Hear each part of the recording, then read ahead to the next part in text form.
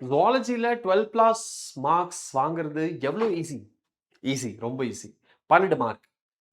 ஒரே ஒரு chapter 12 mark guarantee. 12 mark இல்லை, 12 மார்க்குங்கிறது மினிமம் மார்க். மேக்ஸிமம் 20க்கு மேலே உங்களால வாங்க முடியும். அப்போ 8 நிமிஷத்துல ஜஸ்ட் ஒரு 8 மினிட்ஸ் நீங்க கூட இருந்தா போதும். அதுல நீங்க 8 நிமிஷத்துல நீங்க 12க்கு மேல மார்க் வாங்கிடலாம். என்னென்ன டாபிக் படிச்சா 12க்கு மேல மார்க் வாங்கிடலாம் அப்படிங்கிறத நான் சொல்ல போறேன். அதை நீங்க கவனிங்க. சரியா? என்னது? நம்பர் 1 நான் சொல்ற அந்த இம்பார்ட்டன்ட் சாப்டர் என்னது? எந்த சாப்டர்ல இருந்து 12 மார்க் அப்படின்னா 3 கொஸ்டின், 20 மார்க் அப்படின்னா 5 கொஸ்டின். எந்த சாப்டர்ல இருந்து எந்த டாபிக் படிச்சா 5 கொஸ்டின் கன்ஃபார்ம் பண்ணிடலாம், மினிமம் 3 கொஸ்டின் கன்ஃபார்ம் பண்ணிடலாம் அப்படிங்கறத பார்த்தா என்னது? பாஸ் பண்ணி கமெண்ட் பண்ணலாம், இல்லைனா வெயிட் பண்ணுங்க. அந்த சாப்டர் தான் பயோடெக்னாலஜி. எஸ், பயோடெக்னாலஜி சாப்டர்ல நீங்க principles and process, okay, and அப்ளிகேஷன்ல 2 டாபிக் சொல்றேன். ஆனா பிரின்சிபல்ஸ் அண்ட் ப்ராசஸ் மட்டும் படிச்சாலே 12 மார்க் கேரண்டி பண்ணிடலாம். அடிஷ்னலா நீங்க உங்களுக்கு மார்க் வேணும்னா அப்ளிகேஷன்ஸ்லயும் ஒரு சில சாப்டர் டாபிக்ஸை நான் உங்களுக்கு இதுல இன்க்ளூட் பண்ணியிருக்கேன். என்னது? Number 1, okay, plasmid. இந்த பிளாஸ்மிடை பொறுத்த வரைக்கும் பிளாஸ்மிட் இதோட நம்மளோட டயக்ராம், சரியா? இதோட டயக்ராம் நீங்க மறக்கவே கூடாது. இதோட டயக்ராமை நீங்க படிச்சுக்கோங்க. சரி, அதோட டயக்ராமை நீங்க படிச்சுக்கோங்க. டயக்ராம்லயும் என்ன முக்கியம்? ரெஸ்ட்ரிக்ஷன் என்சைமோட சைட் பார்த்துக்கோங்க.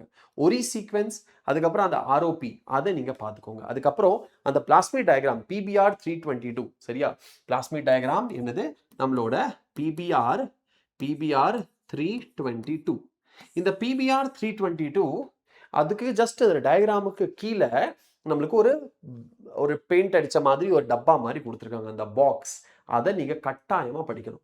அதை படிச்சிட்டிங்கன்னா அதுல இருந்து கண்டிப்பா ஒரு கொஸ்டின் இந்த வருஷம் வர்றதுக்கு ஹை சான்ஸ் இருக்கு. அப்படின்னு எனக்கு மனசுக்குள்ள தோணுது. அதை சொல்லிட்டு உங்ககிட்ட படிக்காதது உங்க கையில இருக்கு. ரெண்டாவது PCR, பாலிமரேஸ் செயின் ரியாக்ஷன். அந்த டயக்ராம் படிச்சுக்கோங்க. அந்த டயக்ராம்லயும் டாக் பாலிமரேஸ் அப்படிங்க சொல்லி ஒரு சில வார்த்தைகள் கொடுத்துருப்பாங்க. அதுல டெம்பரேச்சர் நம்பர் 1, நம்பர் 2 அந்த ஆம்பிளிஃபிகேஷன், எக்ஸ்டென்ஷன், அனிலிங் அந்த டேர்ம்ஸ். அதுக்கப்புறம் அந்த Taq polymerase plus deoxyribonucleotides and the primer. இந்த 4-5 விஷயம் நீங்க பார்த்துட்டீங்கன்னா அந்த டயக்ராம்ல இருந்து கொஸ்டின்ஸ் உங்களுக்கு வரும். ஓகே, அடுத்தது recombinant DNA. Recombinant DNA diagram பார்த்துக்கோங்க. சரியா? ரீகாம்பினன்ட் டிஎன்ஏ டயக்ராம பார்த்துக்கோங்க. அதுக்கப்புறம் பாலிண்ட்ரோம் சீக்வென்ஸ் ஒரு தாட்டி பார்த்துக்கோங்க.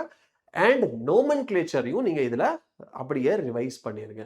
2 நிமிஷத்துல முடிச்சிடலாம் இதெல்லாமே. சரியா? RNA இன்டர்ஃபெரன்ஸ் ரொம்ப முக்கியமான ஒரு டாபிக். கட்டாயமா இது இந்த வருஷம் கேட்பாங்க அப்படிங்கிறது எனக்கு தோணுது. அதனால உங்களுக்கு அந்த டாபிக்கை கொடுத்துருக்கேன்.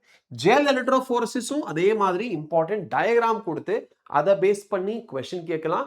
எந்த சைடு நீங்க டிஎன்ஏ ஆட் பண்ணுவீங்க? பாசிட்டிவ் எந்த சைடு இருக்கும், நெகட்டிவ் எந்த சைடு இருக்கும், எந்த side light DNA small stand எந்த சைடு இருக்கு, ஹெவி ஸ்டாண்ட் எந்த சைடு இருக்கு, ஓகே, நிறைய க்ளீவ் ஆகி, ஓகே, லைட் வெயிட் இந்த மாதிரி கொஸ்டின்ஸ் உங்களுக்கு கேட்பாங்க. ஓகே, அடுத்தது அப்ளிகேஷன்ஸ்ல இன்சுலின்ங்கிறது எக்ஸ்ட்ரீம்லி இம்பார்ட்டன்ட்.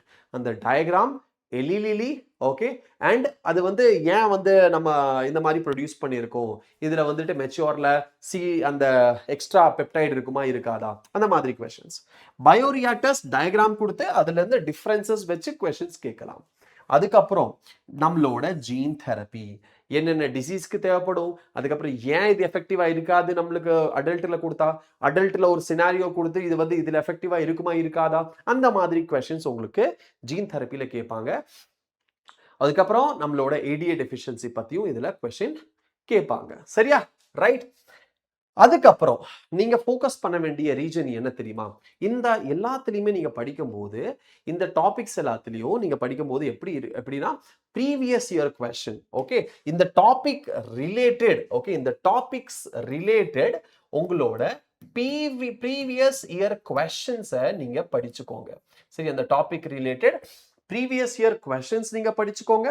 நம்பர் 1, இந்த டாபிக் ரிலேட்டட் டயக்ராம்ஸ் நீங்க பார்த்துக்கோங்க. இந்த டாபிக் ரிலேட்டட் என்னது? டயக்ராம்ஸ் நீங்க பார்த்துக்கோங்க. Number 2 and number 3, finally number 3 நான் உங்களுக்கு சொல்றேன். நம்பர் 3 என்னது?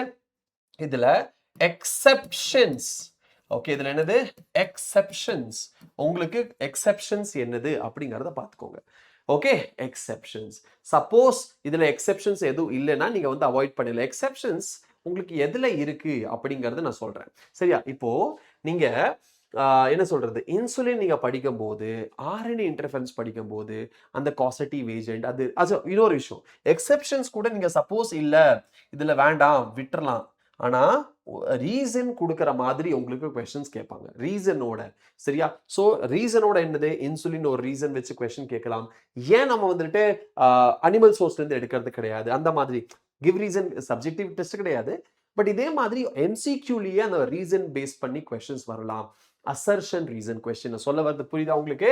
Assertion reason question, statement type question, statement type question.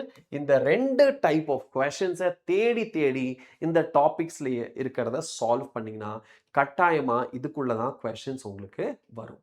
சரியா? கட்டாயமா என்ன வரும்? இதுக்குள்ள இருந்து தான் உங்களுக்கு கொஸ்டின்ஸ் வரும். புரிஞ்சுதா? எஸ். தென் இந்த டாபிக்ல இப்போ பிசிஆரை நீங்க படிக்கும்போது பிசிஆரோட டயக்ராம் படிக்கணும், பிளாஸ்மிடோட டயக்ராம் நீங்க படிக்கணும். அதுக்கப்புறம் ஆர்என்ஏ இன்டர்ஃபெரன்ஸ்ல டயக்ராம் கிடையாது. ஆனா இதோட நம்மளோட என்ன நெமட்டோடு அதுல பேரு கேட்பாங்க. நெமட்டோடோட பேர் என்ன? இதுல இருக்கிற வெக்டரோட பேர் என்ன? ஆர்என்ஏ இன்டர்ஃபெரன்ஸ்ல நம்மளுக்கு ஒரு வெக்டர் இருக்கு. கரெக்டா? ஆர்என்ஏ இன்டர்ஃபெரன்ஸ்ல வெக்டர் இருக்கு. அது வெக்டரோட நேம் என்ன?